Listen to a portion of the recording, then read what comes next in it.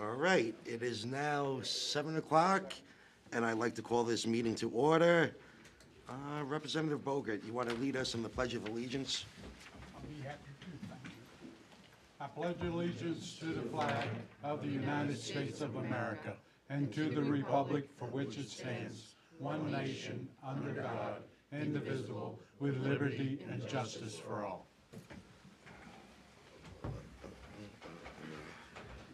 All right, our recording secretary is Katie Gargano. Would you please call the roll? Sure. Counselor Hildreth? Present. Counselor Susie? Here. Counselor Hoffman? Present. Counselor Haynes? Here. Counselor Bogert? Here. Counselor Conant? Here. Mayor Boards? Yeah. Staff in attendance, we have our city manager Kirk Biotti and Glenn as well. So now we have the acceptance of the minutes from previous meetings. The regular meeting was January 12th, 2026. Has everyone had an opportunity to look those over? Okay. With no corrections or changes submitted to the clerk, the minutes will be accepted as distributed. Do I have a motion? Councilor Conant and made the motion and seconded by Councilor Bogert.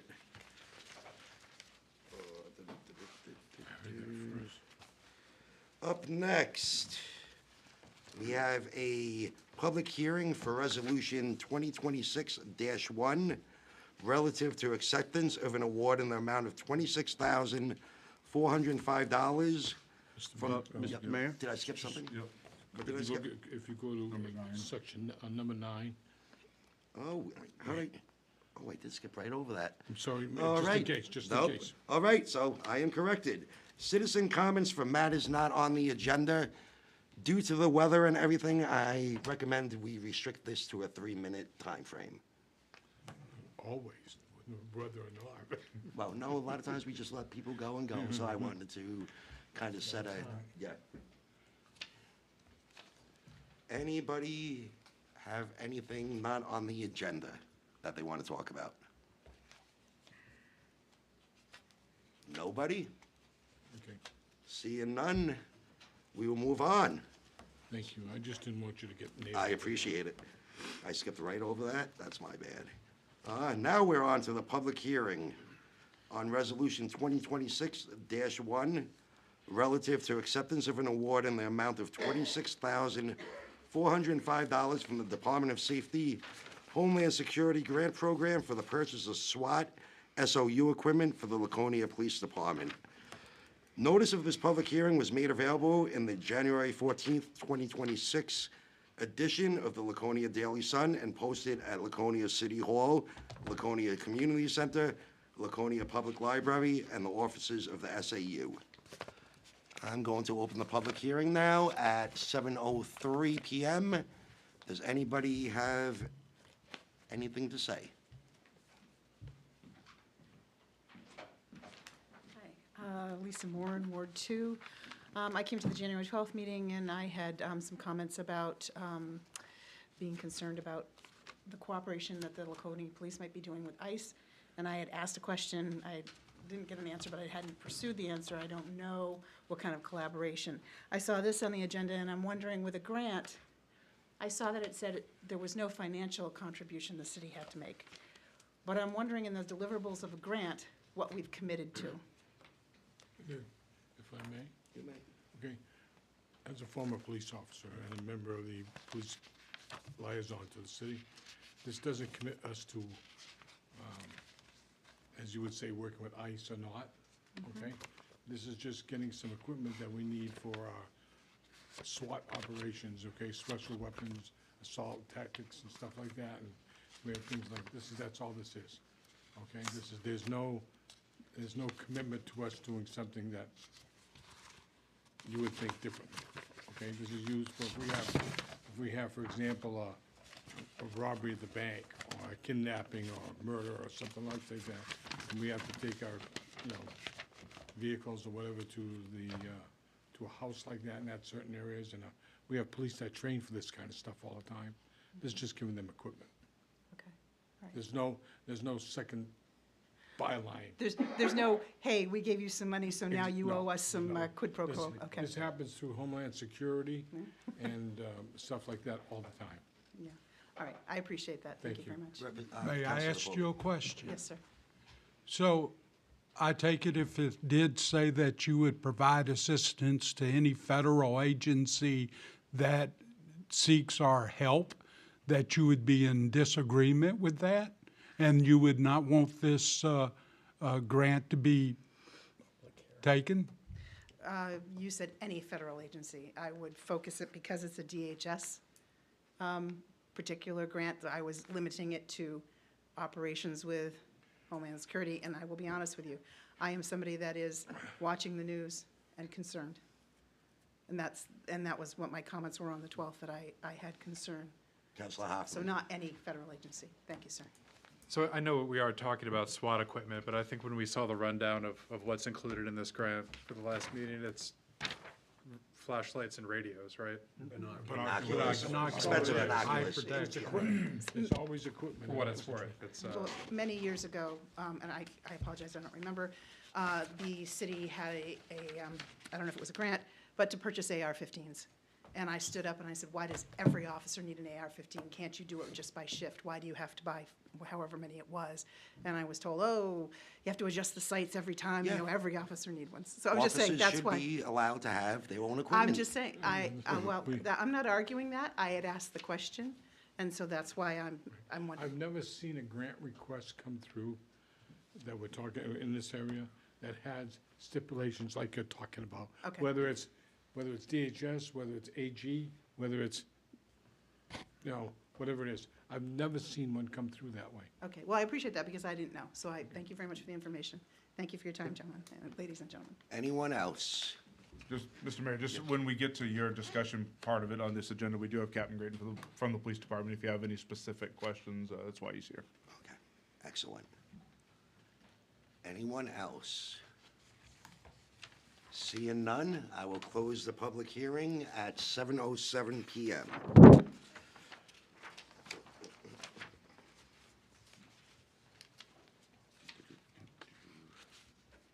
Presentations. Oh, we're on to the mayor's report. So some of you might know that I had a organization, a third party, send out a random text to approximately 500 residents in the city of Laconia. I just wanted to see what matters were relevant, where people wanted us to focus. And it was a random, it included Republicans, Democrats, Independents, everybody within the city of Laconia. So there were three top issues that came up. We had, the number one issue was homelessness and drugs. And it says constituents express significant concern about homelessness and drug problems in the community, particularly their visible impact on public spaces. So that was some feedback we got from our constituents. Number two was high property taxes. Constituents expressed significant concern over rising property taxes, which they feel are becoming unaffordable and forcing long-term residents out of the area. Last but not least, and it's kind of similar to property taxes in a way, constituents claim there is a affordable housing shortage. Constituents express significant concern about the severe lack of affordable housing in the community, impacting young people and long-term residents.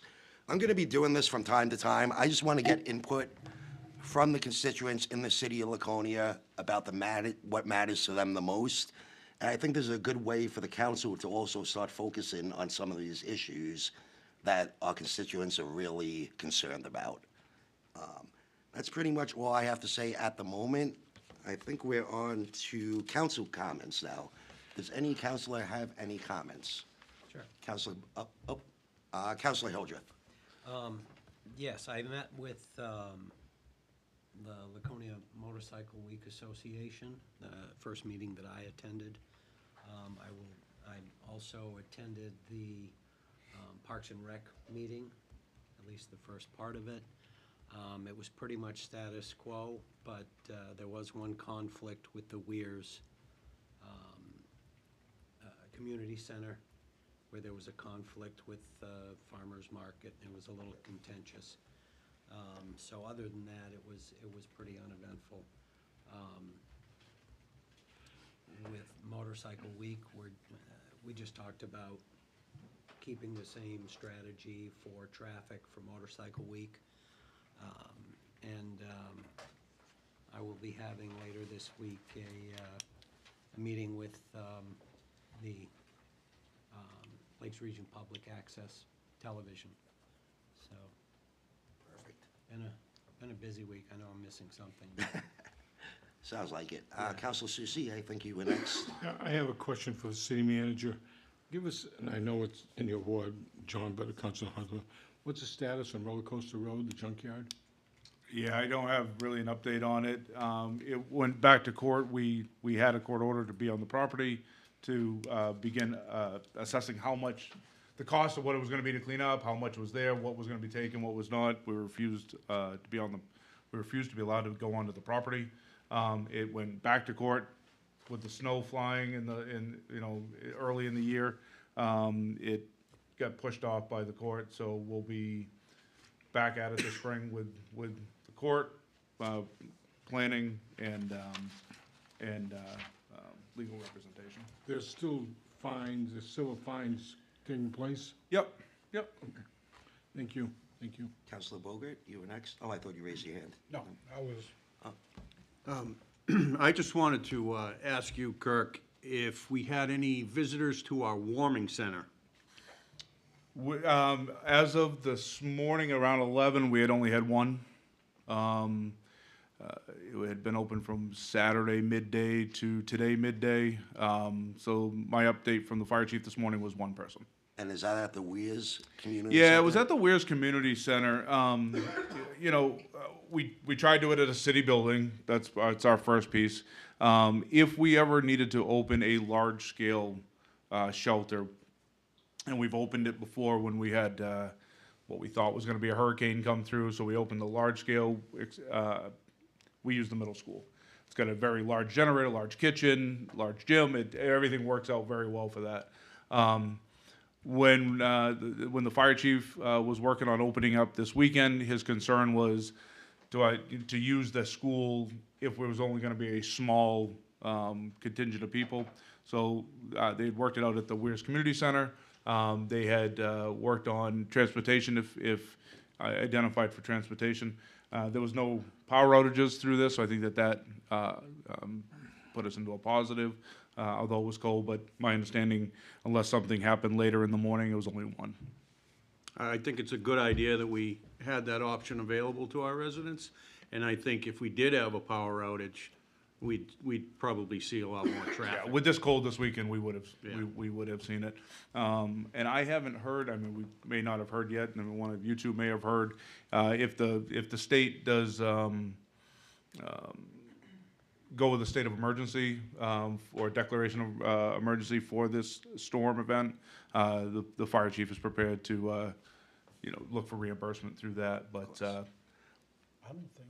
I don't think it hasn't happened yet. I don't know if it's going to happen, but if it does, we will, we will proceed through that way. I've noticed this trend, but when we open up these warming centers, there's very little usage.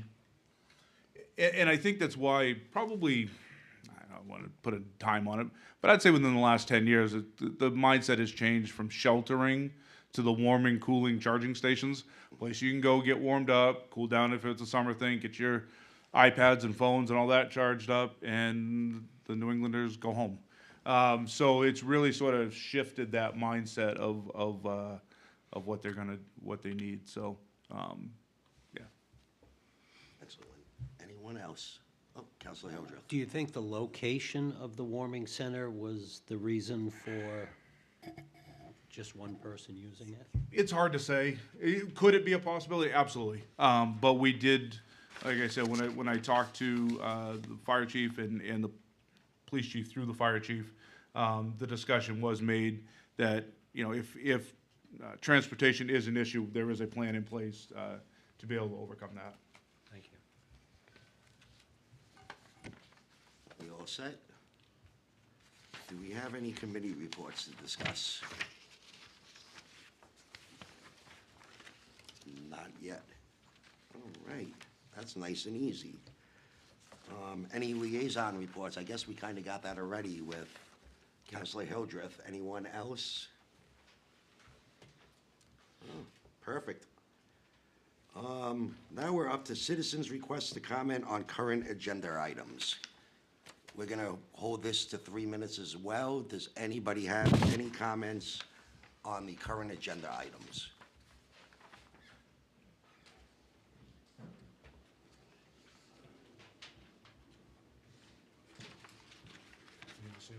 Not a familiar face, huh? Hold on a second. No tie? Yeah, what's going on? Before I get to that, Where's your tutu? nobody asked me to wear one, Your Honor. Before I get to what I want to talk about, I would love to encourage most of you to lean into your microphone when you talk. It is very, very hard to hear back there. Counselor Conant and the city manager do the best job at that, and the rest of you in and out. I really, it's so hard to hear back there. So, thank you very much. On the social district thing, I know you're going to discuss that tonight, and I just want to ask you to, whatever areas you pick, to try not to make it any more complicated than you have to. I hope you stay away from some of the things I've heard coming out of the state, like wristbands and special cups and all that stuff. And I only look at what I've experienced around the country, where they've been doing this for several years, and I'll look at a big place like Daytona Beach. Daytona Beach started this a number of years ago, and their thought was, we're going to do cups. And you can come out of the bar with a cup from that place. But that has quickly gone by the boards, and now people just come in with their own beverages, or they come out of the bars. I've not seen any problems with it down there. People use the trash receptacles, so there's not craziness everywhere. Just something to think about, and I hope wherever you choose in Laconia, as I've heard Councilor Susie and Councilor Bogart make reference to Canal Street, but there's more downtown than just Canal Street, and there's also a big area up at the Weirs, which probably would work, that being Lakeside Avenue. I've talked to several of the businesses up there, and I think it would be pretty cool and a good idea, and it wouldn't hurt them. So just something when you're having a discussion, because I know you don't want to hear it from us back there. So that's all. Councilor Susie? Mr. Mayor, if I may. Yep. And Charlie, excuse me if I can't get all the way there. Thank you. But Charlie brings up a good point, and this is just my thoughts, okay? I think I'd like to ask the mayor to put together maybe a small committee of a couple of council members, Mr. Sinclair also, and maybe one or two other people, and just take a look at that, because I know we talked about social districts before, and sure, I mentioned Canal Street, but we look at things like, what is it to social, I'm thinking about Pumpkin Fest, for example, okay? And how do you handle all of that? And I'd like to have a police officer be part of that thing, because if anybody's gonna have a challenge, that's where it's gonna be, okay? Because we also have the public law of drinking outside of public unless we do that. That's just a thought, Mr. Mayor, that's all. And, you know, I might not have agreement and all here, but I think we need to have a little bit more talk into it. And that's on your agenda tonight to discuss in a Okay. little while tonight. All right. Anyone else? Seeing none. We are on to the city manager's report. Thank you, Mr. Mayor. Before I get to my normal report, I have just a couple of extra things to add. Snow cleanup. So obviously, they've been out, they're still out plowing. Normally, it's about a 48-hour time frame when we start to get out to downtown to do some of the snow removal. The Public Works Director and I have discussed sidewalks and a few other things, but I would totally expect that our conversation tomorrow is gonna be about, it's gonna be a few extra days, I would assume, to get some of the downtown snow removal done a little longer than normal, just with the amount of time that they've been out already this week. So we'll work on that and do it as quickly as they can, but understanding that it's gonna be a little extra time. Let's see. 2 years ago, well, actually about a year ago this time, we approved going ahead with a community power plan, not through the Community Power Coalition in New Hampshire, we went with a different one. We had an energy committee. Councilor Hoffman sat on that. Planning board was, our planning department was represented on that. We had everything lined up, ready to go, so when the rates started to show favorable to be able to go and get a different pricing on energy, that we were ready to go. Contracts are in place. The only thing we haven't put out yet is the RFP. Because the rates hadn't been favorable, Freedom Energy, who we worked with, hasn't done it yet. The RFP is actually now gonna go out this week. And it looks like the rates are going to be favorable to be able to move ahead with this community power program. We'll be doing that this week. We're putting together a film so we can put on our website, frequently asked questions. But you guys are also gonna be getting 2 more informational sessions from Freedom Energy. One would be just, we've asked them to come in and do another one, and then one's required once they send out the opt-out information. Remember the community power that we're going with, as with, I believe, any of the programs, it's an opt-out program, so you're automatically in the program, you're automatically getting the better rate, unless you choose not to for whatever reason. So just as a quick little timeline, residents will start to see mailers coming out probably late February, mid to late February. Freedom Energy will be at your council meeting on February 23rd to give an updated presentation to you. Then by rule, they have to do a mandatory information session. So the first meeting in March, there will be another opportunity for them to be here, for the public to hear, for the public to ask questions. And then hopefully, if everything goes well, the program will start April 1st. So a lot of work went into it. There was a lot of, the reason, like I said, it hasn't gone yet is the rates haven't become favorable. They're looking like they're gonna be favorable now to make this happen. So you'll be hearing a lot more about that very shortly. The CPI numbers came out. We ended the year annualized out at 2.69%. You'll notice that under October, there is not a value there. That was during the government shutdown. They have not filled us in on any numbers, and it appears they're not going back to do any, backdate any work and give us a number for that. So we're dividing out at 11 months instead of 12 months. Annualized at 2.69, which is one of our tax cap calculation numbers. If we know we have a couple of months before that has to be a solid locked-in number, if for some reason the government does send us information on that month, we'll adjust accordingly. But I don't see it happening. Project update.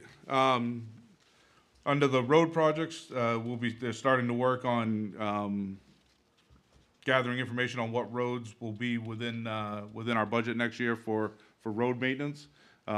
Certainly it factors in on the budget, what we're gonna be able to budget for next year. So I would say if you have, I think we all have roads that we're, in your wards that you're curious about or would like to see at least considered and talked about, just send them, let's have a conversation and we'll have a bigger I'll have a bigger conversation with Public Works. The Mill Street pedestrian bridge, I just want to note on there, we did have a congressionally direct spending amount of money on that with no match to us to update this bridge out back here. It did come in higher budgeted than expected, but I have no intent at this point. I'm not looking for extra money out of budgets or next year's. We're not doing any of that right now. I think that the project as it was scoped out is probably going to be able to be scaled back to fit in what was accepted. If there's any difference in that, that will be a discussion we can have at a later date, but I'm not trying to find additional money to make this happen at this point. Hilliard Road culvert, that was a FEMA grant. That's hopefully gonna be under construction in the fall of '27. That's been a long time coming. We do have a share on that, and we've worked on putting money away for the last couple of years there. Same thing with the Weirs Boulevard Route 3 bridge. Again, that's a shared cost on us, and that should be going out for a start date later this year. O-Pee-Chee Loop has been completed at this point. There is a little bit of a savings, but we did talk about a couple of meetings ago, maybe a little longer than that now, on doing some extra work on that bridge area for pedestrian safety, so there may be some additional spending that goes on from that money that's in there. The landscaping plan, the lighting cost rather, under the downtown TIF district, we were able to get the company that put the original bid in for the lighting in this area to expand down into Rotary Park. They're working on that. It's one of those where at any moment we're gonna get that back and we'll have some numbers on it, just waiting for it to come back in, but it should be very soon. The RFP for the proposed bandstand has been put out. My understanding, and Rob can correct me, but it's not only for the bandstand, but there may be some engineering cost in there as well, so we're working through all that. There's a little, excuse me. Has there a location been set for that bandstand? I think they're looking at all of the areas. There's Okay. a couple different areas that they like. I think they're looking at a couple, in the RFP, they're looking at a couple different areas. You have no final determination yet? Oh, no, we're not, this is just to see what's even available, what's out there, you know, for cost and in a couple different areas. There's nothing, Thank you. there's no decisions have been made. Winnipesaukee River Basin project, had a very good, public meeting the other night with the Winnipesaukee River Basin Advisory Board, which our former Public Works Director, who's still working for the city, chairs. There was a good meeting. New Hampshire DES was there. It's part of their program. I thought it went very well. I think they've identified that there's some operational corrections that need to be made, as well as some, most likely some financial contribution changes that need to be made. I thought that both our advisory board, I think, did a great job presenting their concerns, and DES was very receptive to it. Now, I will say that this goes back to the letter that the previous council put out maybe 3-4 months ago now, maybe a little longer, to the Winnipesaukee River Basin program.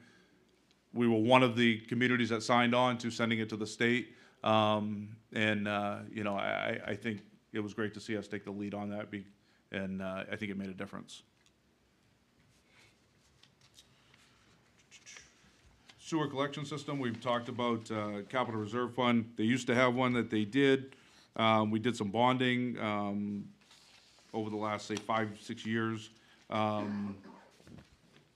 think that once we get into talking a little bit more budget, historically, the Finance Committee has had a lot of discussion about this, the sanitary sewer fund, and I would expect that to continue. I'm gonna skip down the last two things. The master plan update, there's a note here that January 29th at 6 PM in the chamber, council chambers here, will be the next meeting on the master plan update. And state school, I would, not sure, they still don't have a closing date set. It's, I would say at a minimum, we're talking late summer, early fall. But in late February, early March, we're hammering down which date it's gonna be.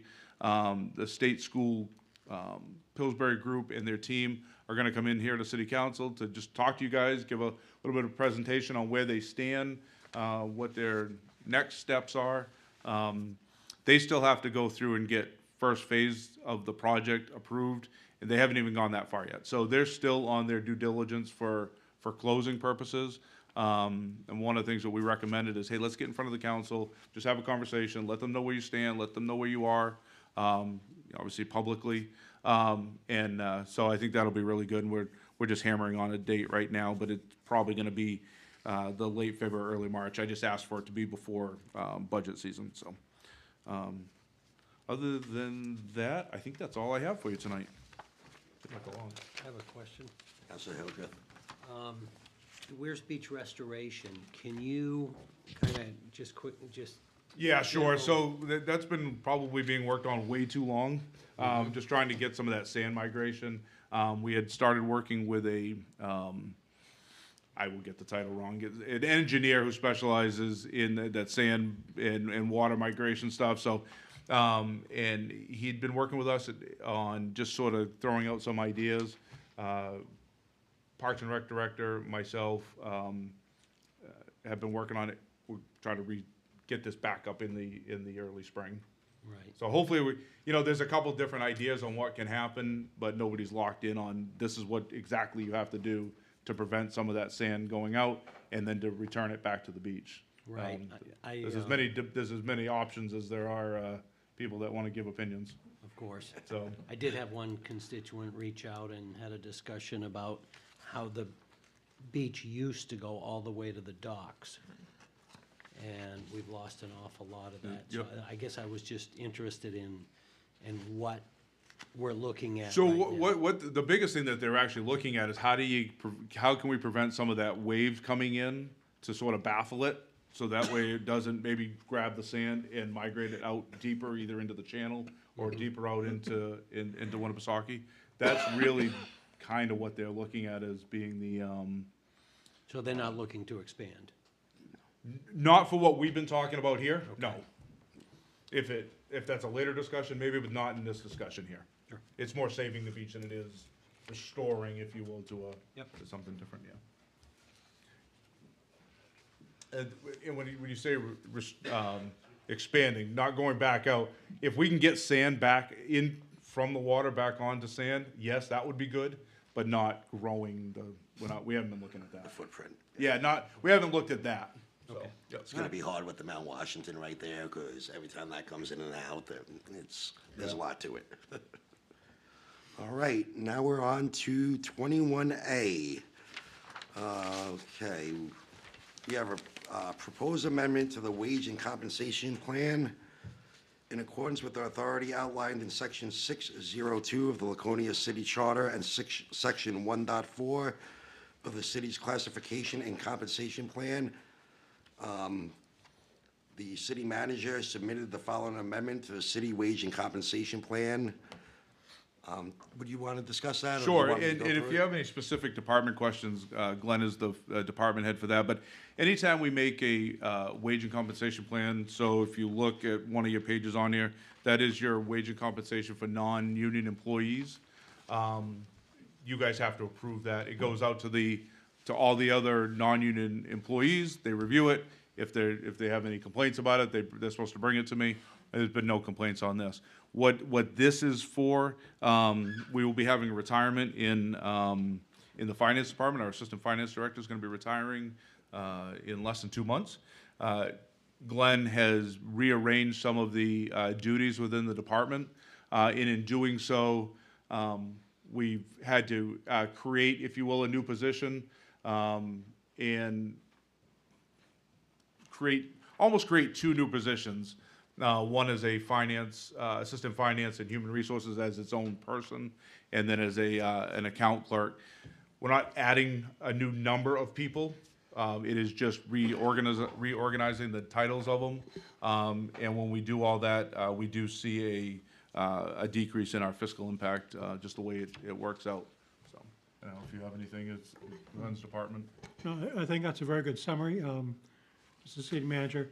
Essentially, what we're doing is we're combining two managerial level positions into one, and then taking some of the duties that are not really needed for managerial position and putting them in a new, I call it nuts and bolts position.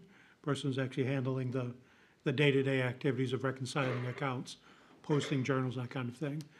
So, because we're taking out that one upper level position, replacing it with a lower level position, that's where the savings come in. And coincidentally, that also better meets actually the needs of the department as to what we need to move forward. I'm never gonna complain about a decrease. Yeah, so you're essentially realigning job responsibilities, That is correct. and it's a net gain for us. That is correct also. That sounds like good business. Thank you. All right, I move to approve the proposed amendment to the wage and compensation plan as presented, which will take effect February 26, 2026. Counselor Conant made the motion, seconded by Counselor Hildreth. All in, discussion, sorry. Are these union positions? No, non-union. Okay. You ready to discuss that? Yeah. Any further discussion? Seeing none, all in favor? 6-0, thank you. Now we move on to agenda item 21B. A request support for the expansion of natural gas supply in the city of Laconia and Greater Lakes region. Liberty Utilities has issued a moratorium on adding any new addresses for natural gas service in the city of Laconia and surrounding communities due to a lack of capacity. Currently, only portions of the greater downtown and Lakeport areas are serviced by natural gas.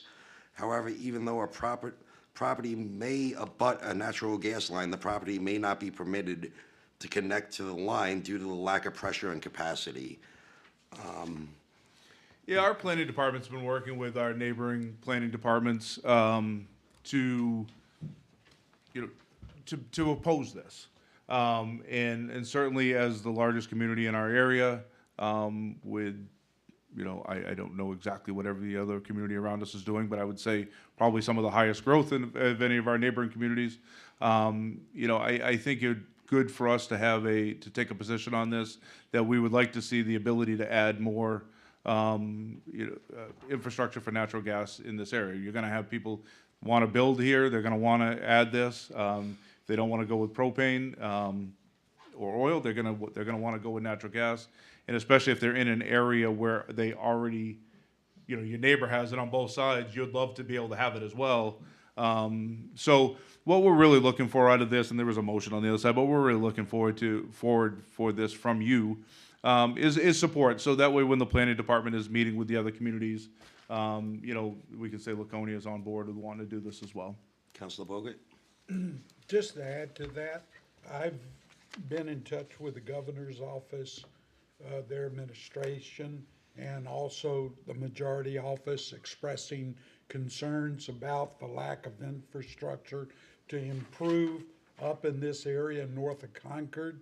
The gas line that is being mentioned was taken from Concord up to the Grove Farm, and then it stopped there. So there is bigger pipe on 106, but it just terminates there. So I have expressed, along with our fellow cities from the west, with their representatives, that we need to have that pipeline. We need to improve our infrastructure in order for us to grow in a positive direction. So that is being addressed from that side. Councilor Susie? Thank you. What I'm concerned about is the state school property. I mean, there's a big chunk, they're gonna want natural gas. They're gonna want natural gas, and they we've had this conversation with them, and they know that if I hope they put. they're aware monkey on the of state. this problem. Okay. Yeah, And Councilor Bogarts, when you talk to the governor's office, they really love to receive our rooms and meals tax. We need something in return. I'll have a presentation for you Thank you. about the rooms and meals tax. Councilor Hoffman? I think I'd typically be opposed to the expansion of fossil fuel infrastructure. I think it's a little short-sighted, but I think the state's energy strategy is fairly short-sighted. I don't think residents of Laconia or our economic development should pay the price for the lack of options we have when it comes to energy, so I support it. Anyone else? I move to support the planning department to work with the state, Liberty Utilities, and neighboring communities to expand natural gas infrastructure and increase capacity to reduce heating costs for businesses and residents, and support future economic development in the city and Lakes region. So moved.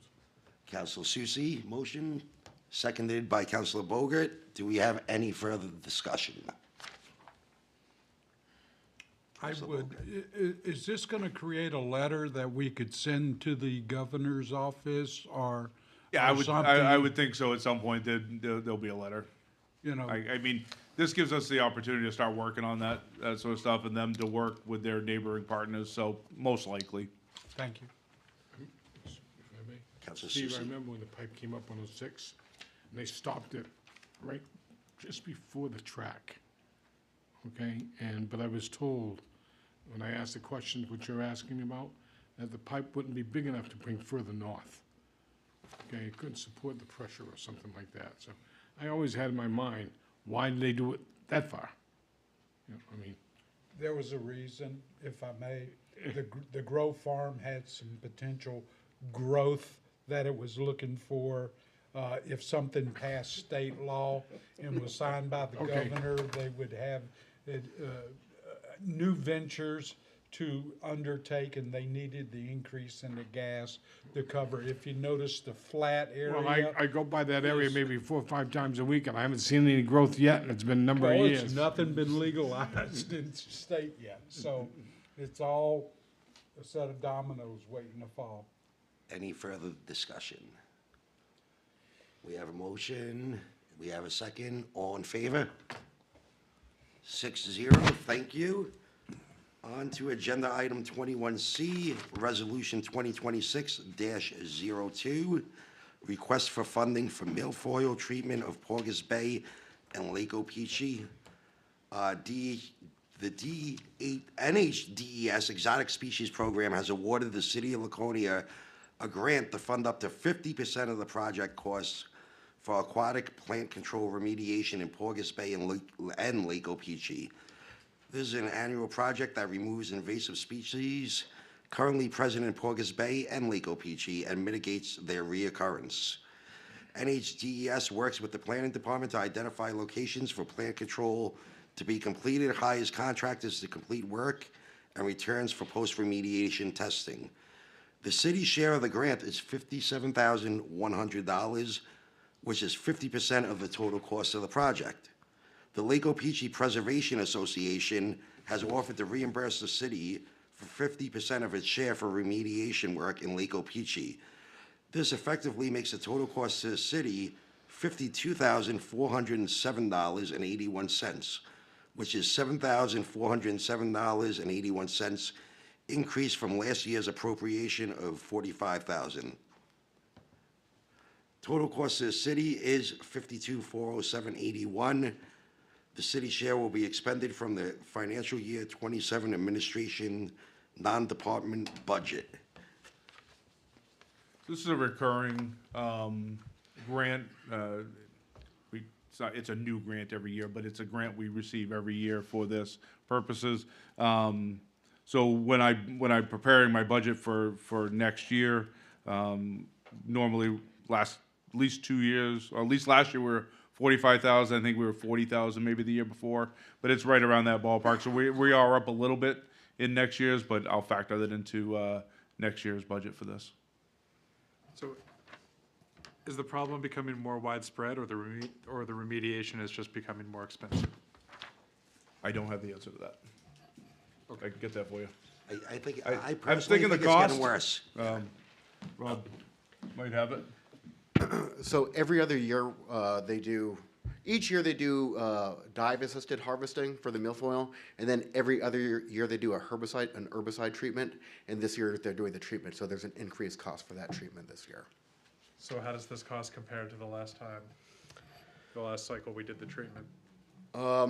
I don't have that number for you exactly, but I can get that to you This is going to a public hearing, so. for the next meeting if you'd like. Thank you. You're welcome. Councilor Haynes. Yeah. Kurt, I don't know if Rob or you can answer this. Is the Conservation Commission in the loop with this? Yes, they work with the contractor when they go out as well, and we also have a technician in the office that goes out with them to observe. Okay. Another question. Is this adequate, or are we, I mean, is there more of a demand and we're just, That's a complicated question. Let me get you some additional information so I can give you a. I think my concern and I've always been concerned that without these lakes, we might as well, These lakes are vital to our economic that's my point. future here. So doing the treatment is in our best interest. Okay. Whether that treatment is enough or not enough, I can I can reach out to the Conservation Commission and get their input and have that back to you for the next meeting if you'd like. Appreciate that. Thank You're you. welcome. Thank you, Mayor. Councilor Hoffman. Yeah, I just want to echo Mark's comments, or Councilor Haynes' comments, that I think this become a big enough line item in the budget that we need a little more details as to what the extent of the problem is and what are we doing about it. Councilor Hildreth. Yes, I was wondering with the Lake Opeechee Preservation Association, is there a similar body on Lake Winnipesaukee? Because that's where it all comes That's from. what I was wondering as well. So, you know, Lake Opeechee has done a lot of this remediation on its own over the last 10 years. And it would be great if there was another body on Lake Winnipesaukee that could also defray costs here. Councilor Susie. May I answer his question? Sure. Yes, there are several organizations working through the Lake Winnipesaukee group. So they have Belknap County Conservation Committee that works through and funding through our delegation we're going through County now. budget, yeah. But they do water tanks sampling and stuff like that. There's another group on the other side of the lake that just got it awarded a large sum of money to continue doing study and stuff. This is So specific to Porgus Bay. So that's where we have That's what I to, was gonna yeah. This is specific to, I don't this is know of one specific, for that. no. This is specific to Pogus Bay, and it's done in conjunction with our water department. And Mike, I know you're there, but early, okay? And especially around the intake, that's where we bring the diver in, is right at the intake, and spends a lot, goes there maybe 2-3 times a year, okay? Because that's our major intake is, okay? And then the rest of Pogus Bay and some spots that the state comes in and takes samples and identifies those spots, and that's where they're gonna do, you talked about the harvesting. harvesting and also the chemical treatments and all, okay? So what I get concerned on is the other end is Winnisquam. Because we've got to remember, we've got a lot of shoreline of Winnisquam, okay? Especially with the park and everything else there. So I would ask you from the county side, if you could check and see what the Winnisquam side of the situation is, okay? And I don't think we have anything that I know of from the city that's going in there. And I sure as, to say something, don't want to ever see happen to Winnisquam what happened many years ago with the copper. Okay, that killed that lake for a long time. Councilor Haynes. Yeah, thank, Bob, Councilor Susie, there is a Winnisquam watershed. There is, okay. Yeah. Okay, but it's not Laconia, it's, Yeah, I don't know, it's, I think it's inclusive of Lake whatever, Winnisquam. okay. Yep. All right. I move to waive a reading of Resolution 2026-02 in its entirety and to read by title only. Oh, you needed this. Councilor Haynes, yeah. Do we need a second on that? Yep, second, Councilor Hoffman. All in favor? Nice and easy, 6-0, thank you.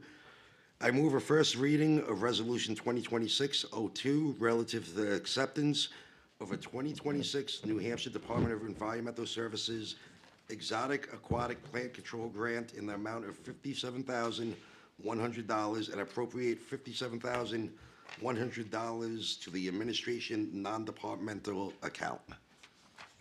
Councilor Susie, seconded by Councilor Bogert. All in favor? 6-0. I move to schedule a public hearing on February 9th, 2026, during the regular council meeting to gather public input prior to the adoption of Resolution 2026-02. Councilor Hildreth made the motion, seconded by Councilor Hoffman. Any discussion? All in favor? 6-0. You guys are easy. Now we move on to agenda item 21D. Review and discussion of the 2026 East Coast Watercross Race on Lake Opeechee. They're looking to hold their second annual race in Laconia from June 5th to June 7th, 2026. They held their first annual race on May 30th to June 1, 2025, which was well attended. City staff were heavily involved in the review and approval of the event, and they had no issues with the preparation leading up to or the cleanup after the event. If I just jump in before they, so, we had, last year, when this went through, I think everything was done correctly as far as where they needed to get their approvals. If there's no temporary traffic order, there's only a couple things that trigger the council to have to vote, and like traffic order would be one of them. So we kind of missed out on this body being able to hear this, have a conversation and talk. So they're working their way through their process now. They've already got the approval through the Parks Committee. New Hampshire DES has given the okay. They're working with the Conservation Commission. And they'll go to special events this week. So before that happens, what we were looking for is for you guys to have your opportunity to weigh in, make comments, suggestions, whatever it might be, and then that way we can get that to special events. So when they're presenting at special events, they also have heard some council as well. It's definitely a great event. Councilor Susie? All I want to say is that last year, when we first did this for the first time, I know some of us had a lot of reservation, really, okay? And I don't think the weather cooperated last year, if I remember right, okay? It did not, no. But one of the things that was very beneficial and very happy to me is that all the feedback we got afterwards was very positive, okay? And hopefully this year the weather is better, you get a bigger crowd, and Little League can make more money, okay? So, but I just wanted to thank you because came out a lot better than what a lot of us, we were all skeptical a little bit because we had never done this before. Yeah. But thank you very much. Thank you. I think you guys did an excellent job with it. It was, Perfect. I appreciate the feedback. And I'm Sean Dudak, by the way, just to introduce myself. I know a couple of you guys may not have met me before, but this is a good segue from the last topic of invasive species and stuff. And we've been adamant with our sanctioning body, the IGSBA. This is an issue that's not just related to here. We also now own a national tour as well as our regional tour. So this is something that we are taking nationally, that I leave here at like 1 o'clock in the morning, and I'm driving to Sebring, Florida, and I've got a city council meeting in Sebring, Florida on Thursday. So this is something that's coming up across the country, and we're trying to spearhead as much as we can to get best practices in place. We have a race this coming year that's before this Laconia race in Erie, Lake Erie in Buffalo. And we are going to hire a company to come out the same way that we did in Laconia. We hired Getty Shine to come out. So we're going to actually have a wash station coming out of Erie. So now we have a little bit more control over what we know comes out of the lakes coming into our lake as well. So we're working on trying to spearhead the best practices. Councilor Susie? Just one question, okay, and it's up to you.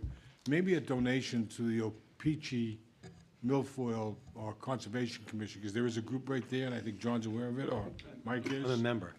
Okay, you remember? To help them a little bit with their thing would be very thankful. All right, okay? definitely. We'll keep that in mind. If I keep my shirt on this year, we'll work on a donation to bring you that. very much. Hopefully the weather cooperates better. This is a very number-driven game for us, especially where. And I understand. Yeah, so the way that this usually works too is when I go to these cities and we race all across the country is we actually have the cities help fund us because rooms and meals, we bring a lot of money into the areas. This being my hometown where I was born and raised, my wife was born and raised, we're waiving any fees. So we're basically doing this out of pocket. A lot of the local businesses, HK Power Sports, the Wally family, Cynthia at the NASWA, we've got a lot of really good support behind us, but this is taking money out of one pocket and putting it into the other one at this point. But hopefully we can grow this a little bit Here's your more. mascot. Mascot. Councilor Bogert? Just out of curiosity, this is jet ski events. How many events or heats or whatever you want to call each race? And how many jet skis are you hoping to get to participate? Perfect. We have a video too. I don't know where we would get that video going on which computer. We can put a video on afterwards. We could try to do that. It'll take a few minutes to set up. Yeah, I can answer this question in the meantime. I will say, because we typically, for cybersecurity reasons, we don't have other people's hardware connecting to our network. The presentation laptop is a little bit different, but I'm not sure it can take this? we but gotta- managed to get get it on it on flash drive. this dongle, so if that works for That's you. still a We can try, but it'll cybersecurity. take a few minutes. It's still a potential security risk, but. It is, and we can have a goal of, I don't know if you guys Yeah, are it's coming not- back to council at a later time of getting that in advance and getting that set up. Yeah, either way, it's not super imperative. think We can that's the also, we safe- can probably yeah. email it to somebody right now too, if that worked as well. That would work, yeah. Yeah. Could email Yeah, it to the just, whole it's just council. to show you guys like, last year's Yeah, it's just a event. recap of last year's event. But to answer that question specifically, we would expect, so last year we had about 100 jet skis show up, somewhere in the 80 range of entries, and a lot of guys have multiple skis. So around 100 skis showed up and went through our tech inspection. We aim to have roughly between 16 and 19 classes. We range everything from the vintage stuff from the 1980s all the way to brand new big fast runabouts that you can buy off the showroom floor. Everything from stand-ups to sit-downs and everything in between. So we have a lot of classes. Each race day, each class gets to race twice. So they basically get to practice on Friday. They practice on Saturday morning. They'll race twice on Saturday, and then we re-rack and they'll race twice on Sunday. And they can race multiple classes. So a lot of racers will race 2 classes or bring 2 different skis, so they can potentially get, if you do 2 classes, 2 skis, you can potentially get up to probably about 75 laps over the course of the weekend. So quite a bit. Nice. Yep. A Nice. good bang for the buck for the racers, because a lot of our races are traveling long distances, and we're becoming one of the biggest and one of the best in the country at doing this. And we have racers that we actually are holding a race in Lake Alfred, Florida, coming up, and I've got racers already scheduled to come all the way from Lake Havasu, Arizona, California. Racers will travel long Yeah, they will. distance for good races, so we're hoping to make this one into a bigger and better event in the future. This new business that I own, we just purchased Pro Watercross, which has been around for 30 plus years. East Coast Watercross I purchased 2 years ago, has been around for about 15. Pro Watercross has been one of the biggest and best in the country for a long time. And with that purchase, I got the rights to CBS Sports. So what I bring to the table in the future, if we bring this as a national tour stop, which hopefully we can at some point, we then draw quite a big audience worldwide and nationwide. And we also have CBS Sports behind us as well. So That's amazing. that's why we're going to Sebring. Sebring I'd has, like to see Laconia. Yeah, I would Yeah. love to see that, yeah. We used to see it for the sled dogs. years ago. yep, yeah, Councilor exactly. Hildreth. Yep. Yes, were there any issues with the infrastructure, with capacity at OPG Park? No, we didn't run into any issues. I will say that one of my biggest concerns was when they left. I think it was actually Tuesday morning. It was a holiday. I was there for But a when I got there on my way to work, I went down not knowing what we'd see. It was they left it pristine. I was very impressed. I noticed as well. They Yeah. did an was excellent impressive. job. I had, There were- yeah. There were 2 skis left there for They were a mine. couple days. Those were yours. Never mind. I was doing a lot by myself. I live right on White Oaks Road. My brother has a house on OPG straight across. My father has property on Wimpasaki. We've got property on Newfound Lake. So our goal was to make sure that we're not sullying our good name around here. And I've owned businesses in town forever, so everybody That- knows me. I don't want to be the one that ruins it. Yeah, that was the only evidence that that any event had gone on there. Yeah. It was completely cleaned up. Yep, perfect. Anyone else? Councilor Conan.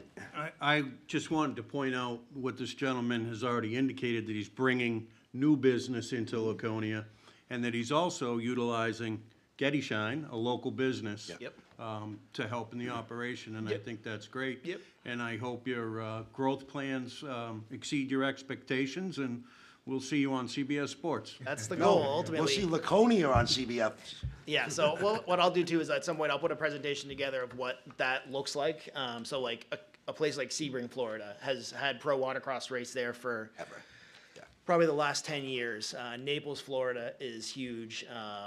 We've got a lot of those that these cities have used pro watercross for years, and it is a big return on investment for them with meals and heads and beds. The hotels alone are huge. Cynthia's been great with us at the NASWA, so basically we try and work on discounted rates for our racers.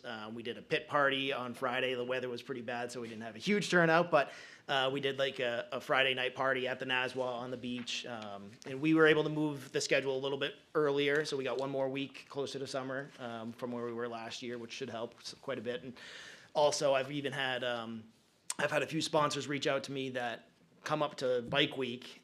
One is a carburetor parts distributor, and they actually will be sponsoring the event, coming a week early to come be at our event and try and get their carburetor products out to our vintage guys, the guys with carburetors still, and then they'll stick around for Bike Week. So that was an interesting phone call to receive last week. Excellent. Yeah, Sounds all positive to me. yeah. Anything else? All right, thank you for coming. Thank you very much. We appreciate all you do. Appreciate it. All right, now we're on to something really fun. 21E, discussion regarding social districts. I was actually a co-sponsor of that bill, so it's kind of weird to be talking about a bill I was part of, but here we are. So I was asked to put together my ideas just to get the talking point started. I mean, it's your decision, but we gotta start somewhere. So what I have for you, I'll pass around, and there'll be copies for Katie. I will get her a better copy for the minutes for online, because they're terrible photocopies. And I also gave you a copy of the RSA. So what you have presented as a recommendation is to start with downtown. What I've drawn out is Main Street from Pedestrian Way right over here to Veteran Square, not crossing the Veteran Square intersection, to include Hanover and Canal, as well as on the Pleasant Street side for Bank of New Hampshire parking lot. Pleasant Street from the area of the Bank of New Hampshire parking lot down to Main Street, the parking lots between Main and Pleasant.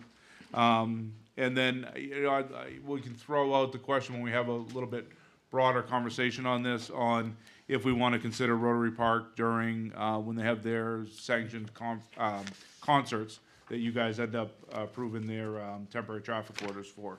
Yeah, so we were trying to figure out a way to just have Rotary Park when they have a special event, not full-time.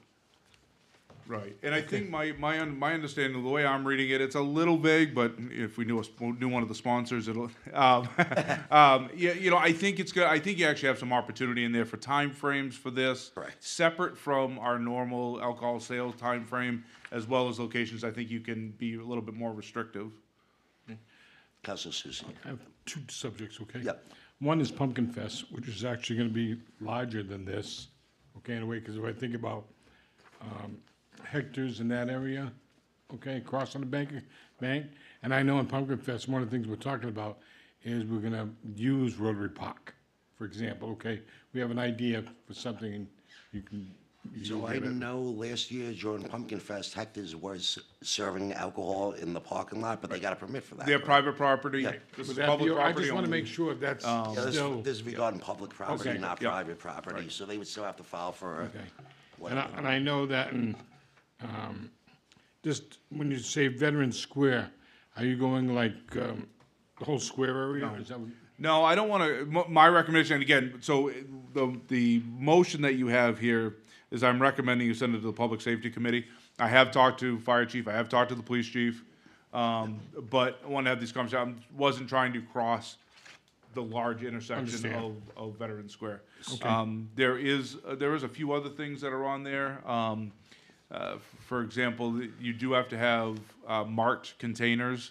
We discussed that. Or wristbands or something? No, No. marked, it doesn't have to have wristbands, there's marked containers, they have to be labeled. Correct. So they know where they came from, which establishment. So there is a handful of things on here, these are my recommendation. Again, it's to get the talking points off the ground. So the marked containers, the reason behind that is you want to make sure that the alcohol is sold from a licensed Licensed, place.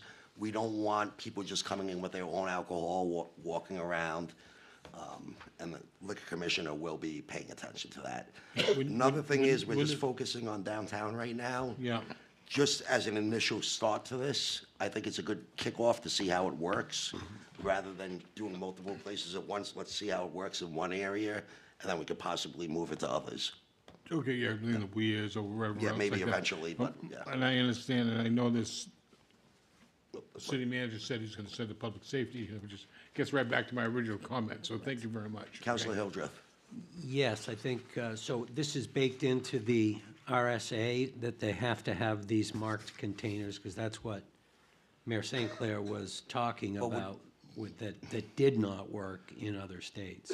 No, well, it does work. Look at New Orleans, look at all those places, you have to have a container that says you bought it from a licensed facility. You can't just walk around with your own, what does that do for our economy if people could just go to the store, buy their own beer and? Or drink into a cup and just walk around, that's, Right. not what the, I wonder if they're reusable cups, probably. Well, that's, yeah. That's a. Counselor gray area. Bogert. Would this cover crossing the street from the bank to Hector's? So that Hector's can cross the street? And not the way I had it drawn up now, it doesn't mean we can't have that conversation, but not the way I drew it up. And number two, the concern I have with Rotary Park, that it it grows into something unintended from our past history that we just now overcame with the use of that park. So I think That would only be during special events. It would be limited to special events. It wouldn't be every day of the week. Okay. That would be my only concern, is that. Counselor Hoffman. So, I guess the way I read this is that we could define a different social district for different events. So we could have a Pumpkin Fest social district Yeah, you could. defined. You or have we the could potential to do that, Or we yes. could have a downtown social district for other events. Is that accurate? I believe that's how Yes, how we it could do works. that, yes. Yep. Okay, great. Yeah, I hadn't thought about doing it that way for sort of. We were just looking in but- general for yeah, full-time. but, Yeah. yeah. You do have the ability to join a special event I and think it would such. be a good idea to have different boundaries for Pumpkin Fest than for day-to-day events. I guess the question would be if and I agree with you wholeheartedly, that we need to look at that on an event-by-event basis. But if you had like the opportunity to have the music on Canal Street and then the car show at the same time, would that open up a larger area for So you that also have type to of- remember, we have to have signs displayed signifying the social district area as well. So we can make it for each event if we wanted to. You We could. can define it that way. You absolutely could. You have the potential to, but And just, if you do it event by event, we actually do that now anyhow. Like if Canal Street wants to have an event down there, they go to the fire department, they get their approval for, to do that outside. That gets sent to Liquor Commission, they approve it. So we do that now anyhow, event by event. This gives a little bit more of a broader opportunity. The reason I brought that up is that Pumpkin Fest this year, we're gonna open up Friday evening, okay? And the train's gonna run trains and all that kind of stuff. People are gonna all come off from there, head towards the downtown area where, whether Canal Street vendors or Defiant and those other open, and everything. I'm just wanting to make sure we can do it event by event. Yeah, we can look a little deeper Okay, into it. thank you. And like I said, it's gonna go to public safety, so. and as you know, they have to have their logo or display on the cup. Well, we agree. Because we don't want individuals just coming in with their own alcohol. Charge a cup and get it for the city revenue. Counselor Bogut. And I agree with Counselor Susie about that. I've taken the turkey dinner train ride on Friday nights and got off the train and expecting to go and take the people we brought in to go, and it was dead. I mean, you could have. We're gonna work on The that. crickets were creaking. So I think it's a great idea, especially to have an adult night or something like that on a Friday night. So I agree with you. Counselor Conan. Counselor Susie mentioned having police look at this. And it brings up the larger question, I know it's gonna go to public safety, which is where it belongs. And we need to look at the enforcement and how we're gonna make sure that the social district stays the social district. And that's gonna be a very important factor to maintain the integrity of the social district zone. So- It'll be, One of the things I wanna talk about that, Council Connor, is cost of that, and how we're gonna recoup that. So, I know the city likes the idea, but we also have to make it how do I wanna say it, a break even at least, situation, okay? We charge for cups. All right. I move to refer the matter of social districts to the Public Safety Subcommittee for further review. Councilor Conant made the motion, Councilor Susie second. Discussion, I guess we kind of had one already, but. All right, all in favor? 6-0, thank you. That was an easy one. That's it. All right, now we're on to unfinished business. Agenda item 22A, Resolution 2026-01, relative to the acceptance of an award in the amount of $26,405 from the Department of Safety Homeland Security Grant Program for the purchase of SWAT SOU equipment for the Laconia Police Department. We've already had some discussion on this. I'll make, Oh, I gotta, yeah. there's 3 motions. Yeah, exactly. I move to waive a reading of Resolution 2026-01 in its entirety and to read by title only. Council Susie, Councilor Conant for the second. All in favor? 6-0, thank you. I move a second reading of Resolution 2026-01 relative to acceptance of an award in the amount of $26,405 from the Department of Homeland Security Grant Program for the purchase of SWAT SOU equipment for the Laconia Police Department. Councilor Hildreth, seconded by Councilor Susie. Any discussion? All in favor? 6-0, thank you. You guys are so easy. We'll keep saying that.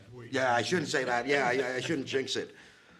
I move to approve Resolution 2026-01 relative to the acceptance of an award in the amount of $26,405 from the Department of Homeland Security Grant Program for the purchase of SWAT SOU equipment for the Laconia Police Department and to authorize the city manager to sign any documents in relation to this matter. Councilor Conant, seconded by Councilor Hildreth. Any discussion? All in favor? 6-0. You guys are wonderful.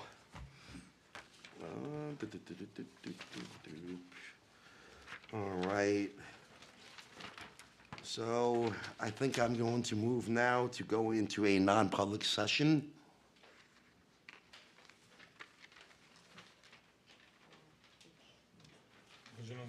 We are going to go into a non-public session about the consideration of the acquisition, sale, or lease of real or personal property, which is discussed in public, would likely benefit a party or parties whose interests are adverse to those of the general community.